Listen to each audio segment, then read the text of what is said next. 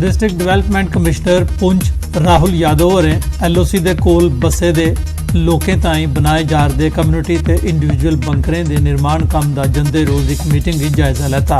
उन्हें बंकर बनाने दे कम विच तेजी आनने ते नवे बंकरें लई वर्क आर्डर जारी करने दी हिदायत दित्ती। मीटिंग विच PWD ते RDD अधिकारियों हिस्सा लैता।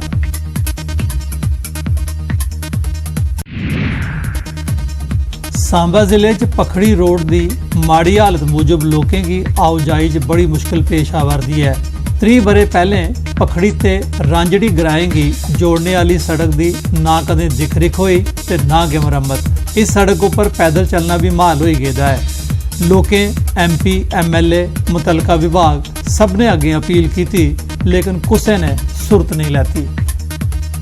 बुरी हालत है, गड्डियां भी उठनी गई लाई दी इत्थे। कई लोग भी पुलिस वाले एक दो दिन पहले भी होए मुड़े डिगी पे चुकी है हॉस्पिटल वाइपर लेने मतलब बेचारे पट्टी शट्टी कराई घर।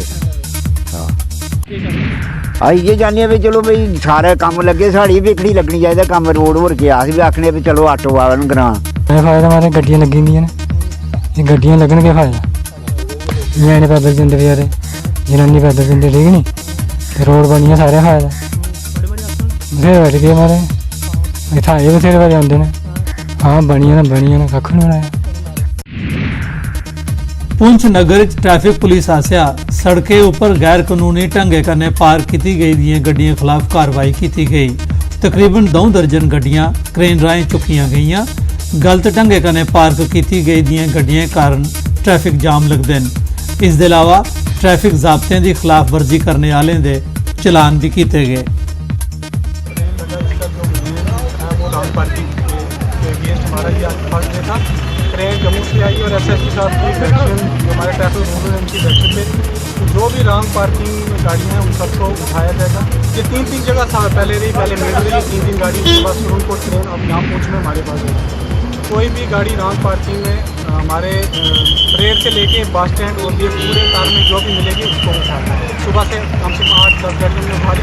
ये ड्राइव कंटिन्यू रहेगी और सरप्राइज रहेगी। इसका कोई टाइम हमने नहीं रखा कि किस वक्त लगानी है किस वक्त। जब हम ये सरप्राइज विजिट करेंगे तो गाड़ी बुद्ध पूर्णिमा के मौके पर पुंछ जिले च भारत पाक कंट्रोल लाइन कच्छ प्राचीन लोड़ देवता मंदिर जग किया गया। इस सभ्य समुदायों ते वर्गें के श्रद्धालुओं बड़ी गिनती हिस्सा लेता। आम श्रद्धालुओं के अलावा सेना के अधिकारियों भी मंदिर होर की पूजा अर्चना भाग लेता। मानता है जे लोड़ देवता मंदिर पांडवे बनाया हा। इस मौके भंडारा भी लाया गया हा।